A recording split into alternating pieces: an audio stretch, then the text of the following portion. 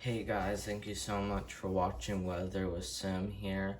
Hope you guys are having a great day so far. We got huge storms that are going to be impacting the United States, bringing a ton of rainfall to the plains and as well as portions of the Midwest. But before we start this video, I do want to let you guys know that I did not need 1,000 subscribers to go live. I did not need 1,000 subscribers to go live. So thankfully, I was able to go live without 1,000 subscribers. I was allowed to go live after 24 hours since I started my channel. But before I can go live, I do gotta get used to it. So that may take a little bit, but anyway, we do have two areas in the tropics to really watch. As you do see, this system right here has a 70% chance of developing in the next 7 days, and then a 10% chance of developing in the next 48 hours. So definitely not a high chance in the next 2 days, but definitely a high chance in the next 7 days. So we won't be seeing the path of the storm till it develops, but as we do take a look at this one over here by the East Coast, we do see it does have a 40% chance of developing. I do not think this is going to be a hurricane. I do not think this is going to be a tropical storm. Well, I think it actually might be a tropical storm, but I do not think it will be a major hurricane, though, at least. But as we do read this, it says a non-tropical low-pressure system is expected to form within a large area of this organized showers and thunderstorms to the east of Florida Peninsula within the next day or so. This system could accurate some subtropical characteristics on Friday while it moves generally northward regardless of development. This low is likely to bring gusty winds to gale force, heavy rain, and high surf to portions of the southeast and mid-Atlantic states late this week into the weekend. Additional information on this system can be found in high seas forecasts and products for your local National Weather Service office. Okay, so looks like there's mainly just going to be disorganized thunderstorms bringing some pretty high winds, at least gusty winds and gale force winds. So there will definitely be some gale warnings out here. So we will have to keep our eye on this for if it turns into a hurricane, because if it's just gonna be going like this up the East Coast, just bringing waves like this, it could turn into a hurricane, so we will definitely have to watch. We will go ahead and take a look at the Pacific. As you see, El Nino was actually is actually getting worse by now, but as you do see, that's kind of why we got about two systems in the Pacific having a chance to develop. As you do see, we got this one right here, which has a 40% chance of developing in the next 7 days. And then we look at the Central Pacific, we got a 30% chance of developing in the next 7 days, with a 20% chance in the next 48 hours. And then this one over here has a chance of developing in the it has a 0% chance of development in the next 48 hours, so it will definitely not develop today or tomorrow. But if you guys do hear that, that's just my sister getting ready, so don't get distracted by that. But as we do take a look at the severe weather outlooks, we will go ahead and take a look at day one. For today, we got two slight risks. We got one for central Nebraska, and we got one for portions of northern Texas and southern Oklahoma. we do have a pretty big tornado threat for today. As you do see, there is a 5% chance of a tornado in Nebraska with a big 2% chance around it. Same goes for Texas, does include Dallas, which is a pretty populated area. Doesn't look like it includes Fort Worth, but it does include Dallas. And then we do have a threat for wind, both slight risk is, and then hail threat is a hatch risk for this hail threat up here. That means a 10% chance of hail pushing 2 inches in diameter or larger, but just a regular hail threat for northern Texas. So really, looks like central Nebraska has seen everything that a slight risk would have. So a 5% chance of tornado, a 15% chance of damaging winds, which is regular, and then a 15% chance of hail, while northern Texas is seeing just regular wind and hail threat with a small tornado threat. So we will have to keep our eye on this. But guys, we got even more severe weather threats. Let's go ahead and take a look at day 2. As you do see, we got another threat for severe weather, guys. Like that other severe weather threat that I just showed you, since that has a good tornado threat, that's gonna indicate a strong, big storm coming to the United States. Same goes for this one. Look, a big 2% chance of tornado with a 15% chance of damaging winds and a larger but still 15% chance for hail, guys. And look, guys, we got even another severe weather threat as well. This one does not tell you the hazard, but just look how long this is, guys. This heads from Norman all the way up to southwest Minnesota, guys. This is really big, guys, so we'll have to keep our eye on this. This is going to be a severe weather event I would probably go live for, and I will probably be going live on my mobile, especially because it sounds easier than going live on a computer. And as we do take a look at the precipitation, we'll go ahead and take a look at today. This is from now through the rest of today. As you do see, we do have an area of a pretty big amount of rainfall. This is at least 3 inches of rain right there. Can't really zoom in, but 3 inches of rain right there.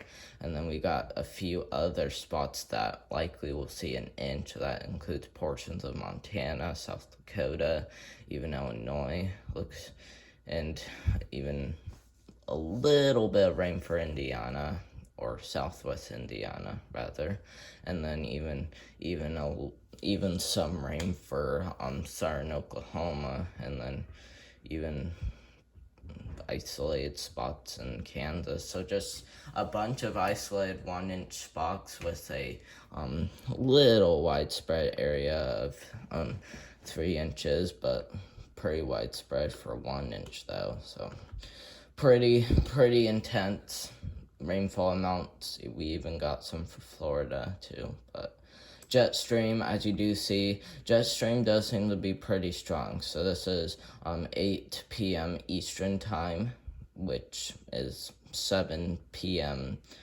Central time.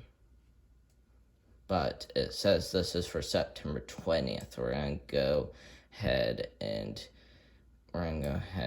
go in a little bit. We're going to go to 7 a.m. Central Time, and that means 8 a.m. Eastern Time, which it does tell you, so I probably don't need to say that. But so as you do see, we do have a pretty strong jet stream. Okay, so this is going to be at 7, so even if you see this video before 7 at Central Daylight Time, even if you see this video before 7, don't get don't panic about having this occur right now, because this is not right now. This is in at least an hour later. And so as we do move this, we do see a pretty big jet stream. Okay, we will start talking about this in a second. I'm just going to show you how it all plays out. And as you do see that first jet stream that comes in, which is going to be this one. As you do see, that allows for a lot of showers and activity, especially over here from the west coast. And oh my gosh, that's even a strong jet stream. As we get a little bit farther, it starts moving more to the east.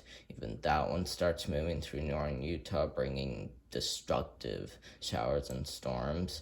And then as you see, a stronger jet stream appears over there, while that red jet stream just right there end up disappearing.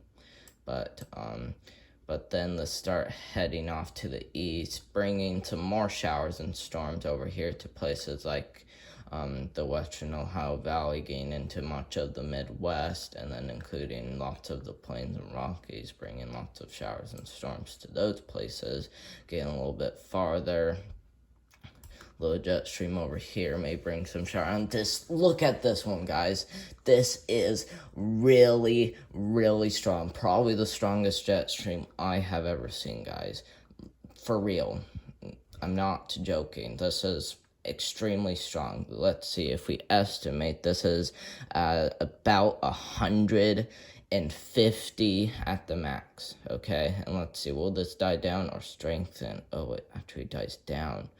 But I think the reason why it's such strong in the Pacific is because it's really getting all that like moisture and heat in the Pacific, bringing all of this, and it looks like it reforms again. But as you do see, this will go to the Ohio Valley and upper Midwest and New England, bringing pretty strong destructive storms too. And then same goes for that. And so you even forgot to say for my area, we do see a pretty strong jet stream right here, bringing a ton of showers and storms as well. So guys, this is going to absolutely be a big deal. So this is one of the strong jet streams. I'm going to go ahead and go to the next one. This is another really strong jet stream, and then this is another really strong jet stream. So we're seeing 3 strong jet streams occur, and that indicates 3 major storm outbreaks. Okay, so don't panic about that, but 3 major storms outbreak is absolutely gonna be a big deal. Okay, and this is Friday 8 p.m. Central Time, and you can probably see that too. But and like I said, this is another severe weather app where you can read the severe weather threats easier. So as you do see, it does show bigger words and stuff, so it is easier to understand. And it even shows you the active warnings that's occurring, and it even shows you if you're in a risk or not, which is pretty cool. But as you look at Tornado HQ, I really like this because it shows you everything that's happening now. And as you do see, no warnings, not even advisories either. And as you do see, we will zoom into this one because it's pretty strong. This one probably had the chance to turn severe. It probably is strong with a special weather statement, but big line of showers / storms over here too. But we will talk about that more with this radar. I really like this radar because just look, it tells you everything that's happening across the U.S. This is absolutely cool. And if you guys do want this radar app, this is on Eyewitness News, which is just the tri-state. And some of you guys probably have seen this too, but as you do see, we'll go ahead and zoom into this area. As you do see, this is as of right now, okay? If you want, I can go to future, and then go back, and now it's showing you also what's happening now just a little bit later. And you do see a couple lightning strike. It says it's a strong lightning strike, so it sounds like a few lightning strikes in Evansville are occurring. It even tells you the time it occurs. So guys, this is a really good radar app. I couldn't find one of these radar apps that tell you everything besides Radar Omega. If you guys don't know that, it's a really good radar app. I am hearing from people and other channels. So I don't want Radar Omega because I don't want to pay money for it, but it is a really good radar app if you want it. And as you do see, we do have some hail occurring in Illinois.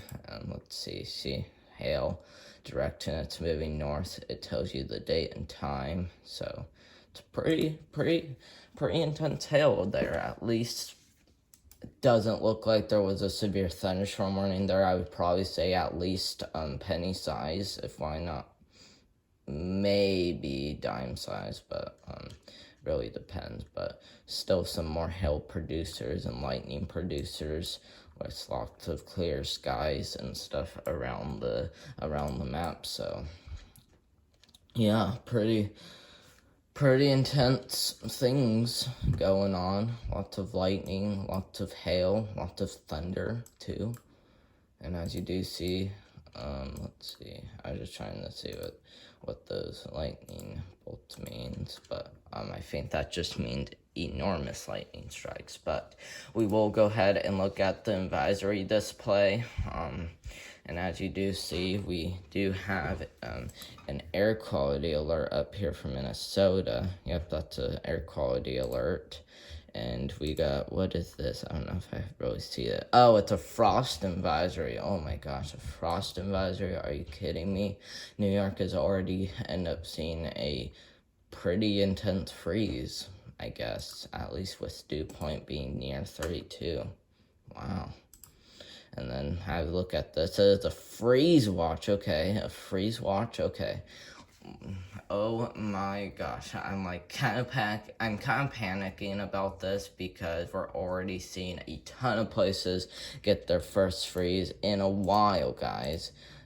We are already seeing lots of places get their first freeze. And let's see, wonder what this black stuff is. This black stuff is, oh my gosh, are you kidding me? That's a lot of warnings, but looks like a freeze warning. Okay, oh my gosh, a freeze warning for Southern Oregon, getting into portion of Northern California. Frost advisory, red flag warning next to a freeze warning. I have never seen that occur, okay? I have never seen that happen. How can fires occur when it's so cold outside? I thought, that's what I'm trying to figure out. But even an air quality alert, we got a gale warning, we even got a hazard C warning, so looking really bad for Oregon, at least Southern Oregon. So if you live in there, be extremely aware. But we'll go ahead and look, and before we end this video, we'll go ahead and show you the reports. This was from Monday. This was from last Monday, so 9/19/2023. And as you do see, when I did that video that I did say strong storms for Oklahoma, this is what this is about, okay? And as you do see, might actually be better if I do it like this, and I'll go ahead and zoom in so you guys can really see. And as you do see, we got some pretty active warnings. As you do see, we do have 47 reports of hail, which is really bad, okay? Some of those, and I did forget to tell you guys that some of those storms did produce baseball-sized hail and 60-mile-per-hour wind gusts, especially the ones in southwest Oklahoma. But if I were you, I wouldn't panic about that, especially because Tornado Alley, or I mean, Oklahoma is in Tornado Alley. Same goes for Texas, so that's why I wouldn't panic about that, is because Oklahoma and Texas are in Tornado Alley, so they can see tornadoes early, so that's why I wouldn't panic about that. But we do have one tornado report up here too for, let's see, I think this is more likely to be central Kansas, and even a wind threat reported. So we got some pretty destructive hail Monday. Even goes for wind, but mostly just hail, with a total of 62 reports. So it's gonna be a big deal, but